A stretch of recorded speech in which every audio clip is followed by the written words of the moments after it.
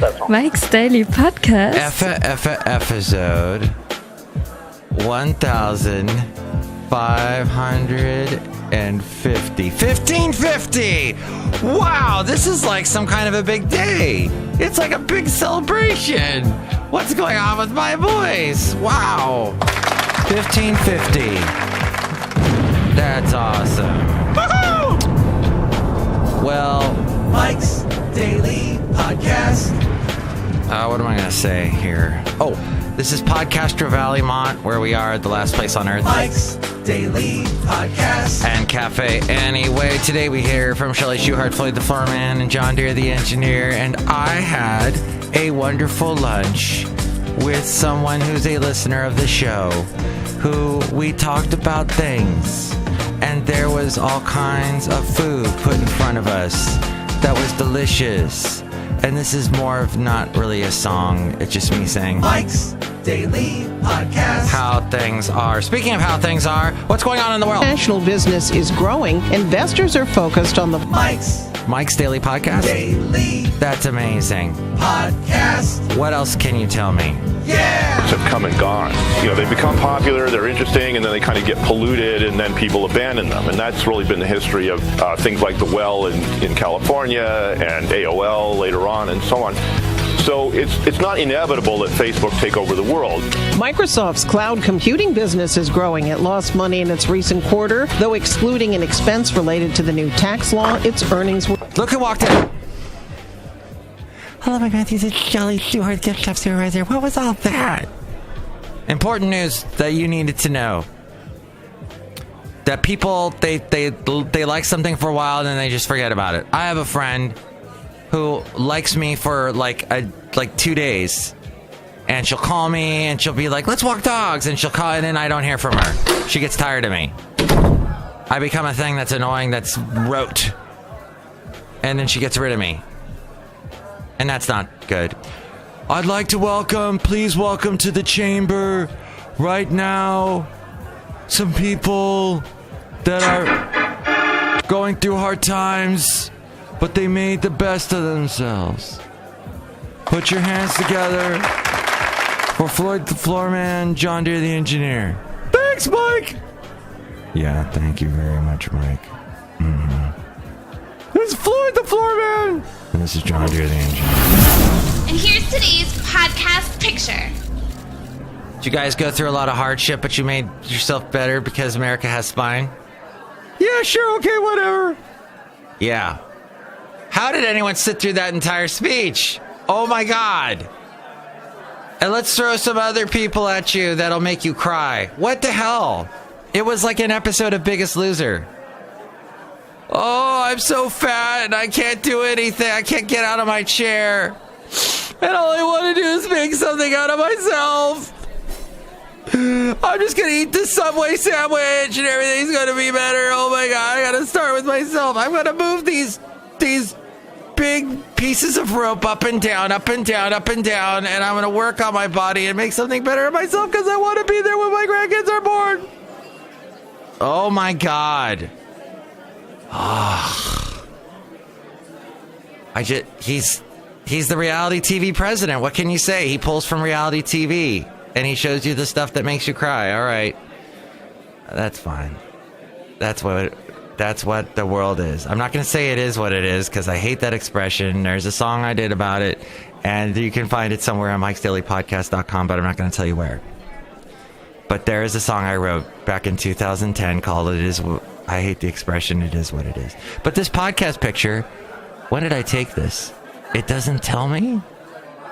It says, it's from my iPhone. Oh my God, 2013. Okay. So almost 5 years ago, I took this picture. Point Pinole is where it is. Where is this? It's in Richmond. Point Pinole Regional Shoreline. And it's actually looking out over the bay, the San Pablo Bay towards... I'm actually looking right at I love Gmail sometimes and Google. I'm looking towards Marin Island State Marine Park and basically San Rafael. And a place that I would love to go someday is the China Camp State Park. I have not been there yet, but it's a state park, and that means you have to have your dog on leash and basically leave him in the car, because state parks are very strict. And also the San Francisco Bay National Estuarine Research. What is this? Estuarine Research Reserve. That's over in San Rafael. But I'm looking out over the bay from the Point Pinole Regional Shoreline, which is just north of the Richmond Country Club. Yes, Richmond has a country club. You wouldn't think Richmond has a country club, but it does. There's some beautiful parts to Richmond, even though it got gutted by the oil industry, and there's these big, ugly, rusted... hey, I'm sounding like that apocalypse speech that Trump gave when he got inaugurated, but his speech on Tuesday was a little more about, hey, America making ourselves great again. But I'm not going to talk about that speech, because you know what? As with most State of the Union speeches, we're going to forget about it by next week. You've probably already forgotten about it. But I have not forgotten that Greta Hausman is beautiful, and she's wearing red today. Thank you, C-SPAN. On the Washington Journal. But no, Richmond, I went to... this was a picture from 5 years ago, but a year and 2 months ago, I went there with the wonderful dog, Basil the Boxer. And we walked, and I had a horrible day that day. And it put me off of Richmond permanently. It was the day that we drove up, stopping first at Point Isabel. There's a lot of points. That's the point. My point is, and that's the catchphrase of the show. We stopped at Point Isabel, where dogs can be off leash, and Basil the Boxer was running around. It was wonderful, but it was not wonderful because it was raining. But it was like, okay, Basil was I had a lot of towels in the car, and I could dry them off, but I get back to the car, and there's a leak through the moonroof, my friend. And that meant the water had seeped into, I don't know what electrical circuit. Is my car going to even start? I was freaking out. And so I get into I need my drama sound. Thank you. And so I get into the car, and I'm driving, and sure enough, the lights start to flicker, and the electric door locks are going click, click, click, click, click, click, click. And I'm driving towards Point Richmond, which is this old towny looking place in Richmond. It's got this really cool... Oh, that was the day that the guy let me bring my dog into... There's what is it called? An aquarium. A fancy name for basically a pool inside of a big gym type building. A huge Olympic pool. And it's old-timey looking. Like you can imagine guys in their bathing suits that look more like overalls. And, with their big mustaches. And we're in the money. Hey, how well there. Good times are starting. How you doing, honey? My ragtime gal. And that kind of thing. And the guy, this young kid, he's like, yeah, you guys come on in. And we walked around and looked in there. And it's beautiful, the Point Richmond Aquarium, or whatever they call it. I forget the name. But it's got this cool little mural painted on the inside. And there's, throughout the Bay Area, some neat inside inner house pools. Inside indoor pools is what they are called, I believe is the name. And there's a lot of those in the Bay Area. And so this is a particularly neat one at Point Richmond. However, as I'm walking around at Point Richmond that day, people... Oh, yeah, this is the song. Happy days are here again. Happy days, I'm FDR. I had a lot of mistresses around me when I died. Yeah. So, Point Richmond. If you ever want to go there, just don't bring your dog, because they're really bitchy about dogs. And a dog is a bitch sometimes. And we were walking around, and I went to get a coffee at this place called Café Kaleidoscope, which I've actually had a podcast picture of before. And the coffee there, the tiny coffee is like $5. And the barista serves you with a gazillion tattoos and a pierced nose, pierced ear, pierced who knows what else, and that's fine. That's coffee culture, but still it's annoying and it's cliche, and I'm getting sick of it. And so I'm waiting for my car to dry out a little bit, and then we drive up to Point Pinole, and I get out of the car, and it just reeks of pot, and there's all these crazy people living out of their car, and it's a nice park. If you walk, it's huge. This Point Pinole Regional Shoreline's part of the East Bay Regional Park District, and you can walk with your dog off leash in some parts, but it's got beautiful views. You can see over the San Pablo Bay, as you will see in the podcast picture, and this interesting tidewater granite structure that the coastline makes right there. But that day, it was Junkieville. It was driving me crazy. Not that pot is necessary, but the people smoking the pot that day they were all coming at me and stinking, and it was my day off, and I never have day offs, as you know, so it was just annoying. So I have avoided Richmond in the year and 2 months since then, even though there are some beautiful parts of Richmond. My whole point being, I got to have a delicious, really fattening lunch with one of my podcast listeners that I have, and I only have one of them. And we were eating. I had this steak and eggs, which I have not had in a long time, and that's basically all I ate yesterday. That I had not the healthiest food for eating, which food is for eating, but I did not eat a lot of healthy things yesterday. I had a couple of apples. That was healthy. But then I had coffee, which I hear now causes cancer. What the hell? I know Yahoo. It's what the hell? Okay. We got to jump into some news here, but apparently, oh no. Okay, my story disappeared, and that's annoying. That California wanted to ban coffee or put a warning label on coffee. Did you see the blue moon? The red blue moon yesterday? It was lovely, and a lot of us here at the station early in the morning had enough chance to go out. Well, I can't find that story now, but I saw something about acrylamide. So coffee apparently has acrylamide in it, a chemical compound, which there have been concerns about carcinogenicity in it. It's because you can find it in some cooked starchy food, this acrylamide. Acrylamide, Buddy Holly Spaceball, Billy Joel song, we didn't start the fire. No, that was Children of the Millamide. Okay, I'm thinking of something else. Now, acrylamide was classified as an extremely hazardous substance in the United States. It is subject to strict reporting requirements by facilities which produce, store, or use it in significant quantities. As of 2016, it is still not clear whether acrylamide consumption affects people's risk of developing cancer, but they're thinking of putting warning labels about it on coffee in California. But I'm just remembering from what I read briefly. A 23-year-old went from waitressing to earning millions as YouTube's slime queen. She's named Karina Garcia. In less than 3 years, she has turned her one-time hobby, posting DIY slime videos, to YouTube into a full-time career and gone from waitressing to making millions.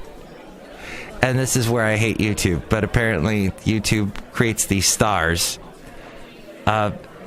Slime, which is what Garcia whips up, is no longer something you can dig out of a clogged drain. It's a puffy, viscous, often pastel-colored craft that you can make at home using Elmer's glue, water, 20 mule, team borax, and the instructions of one of the internet's growing cadre of YouTube slime stars. Garcia's YouTube page has more than 200 videos demonstrating everything how to make a $1,000 slime smoothie to edible okay.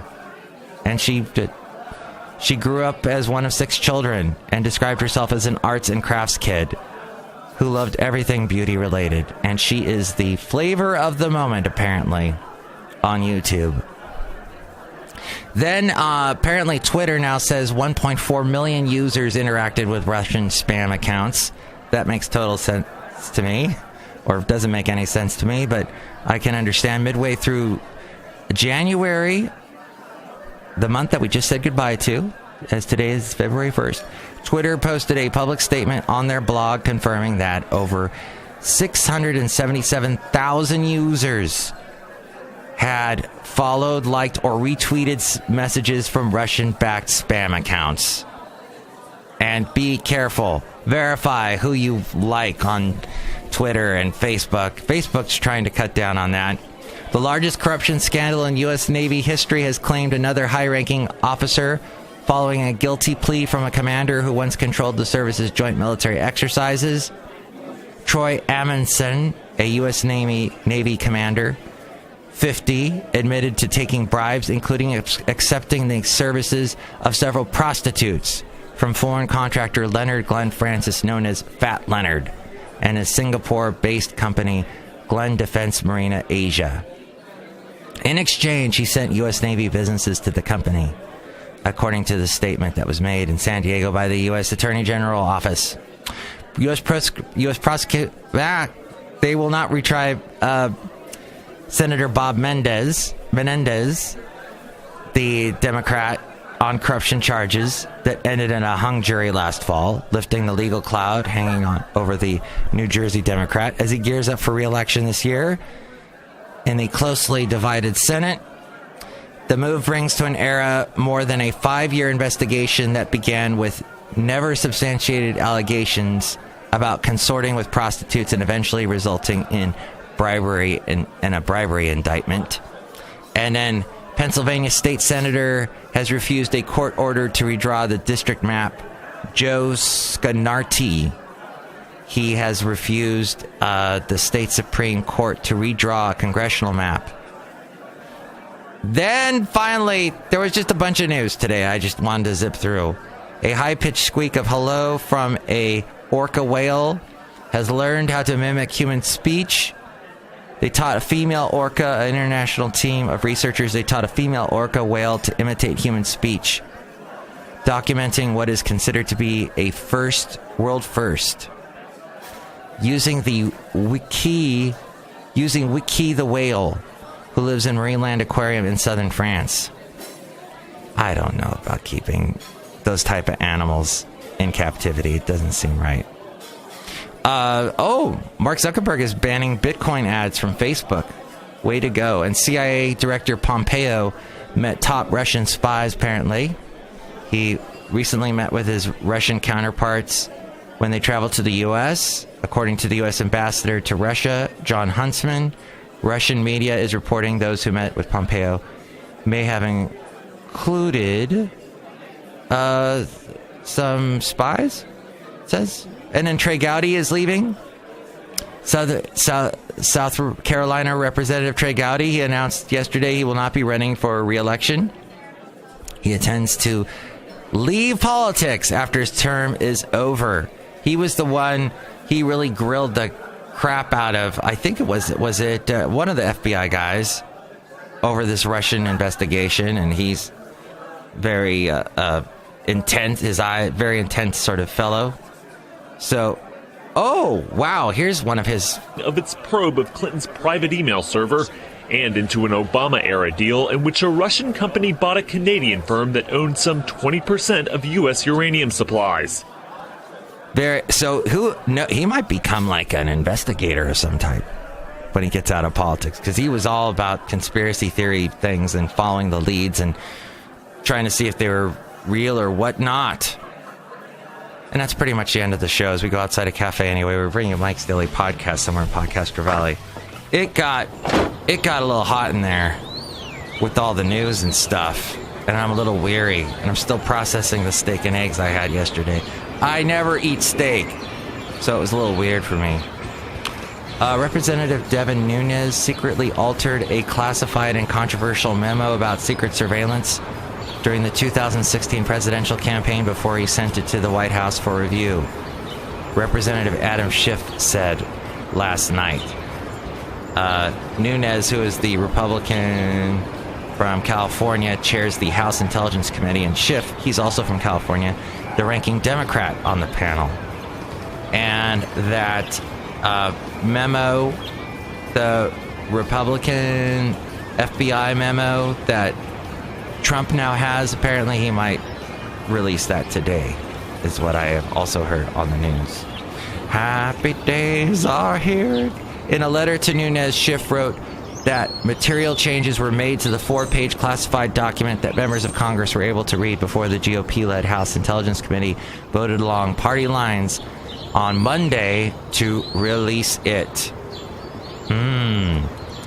The vote sent the memo to the White House, giving President Donald Trump 5 days to decide whether to object to its release. Although he said after his speech at the address, the State of the Union address, that somebody, one of his people that love him, said, "Mr. President, please release that memo." And President Trump said, "Oh yeah, I'm 100%, I'm going to release it." The president has signaled that the document should be made public, but Schiff said the process needs to restart. The White House, he said, has been reviewing a document since Monday night that the committee never approved for public release. He did not say precisely what had changed in the memo or why it was significant. And that's the end of the show. Well, my friend, I guess that's going to be Thursday's show, Mike's Daily Podcast. And what can I say? Just traffic in the Bay Area sucks. If you're on a freeway after 3 o'clock in the afternoon, forget about it. It's just, it killed me yesterday. I'm not used to it. I get home in a half hour sometimes. But yesterday, it was more like an hour. And it just sucked the life out of me. So my point is, the point being, is leave early. And thanks for listening to the show. Next show, we're going to have the wonderful, Benita, the Disgruntled Fiddle Player, and the Brewmaster. That's good. That's a good bunch of people to stop by Café Anyway. Oh, I didn't even throw the Anyway in here today. I'm going to throw Anyway in. Anyway. I love you, Greta. Mike's Daily Podcast is written and produced and performed by Mike Matthews. His podcast is super easy to find. Download or listen to his show and read his blog at mikesdailypodcast.com. Email Mike now at mikesdailypodcast@gmail.com. See you tomorrow. Bye!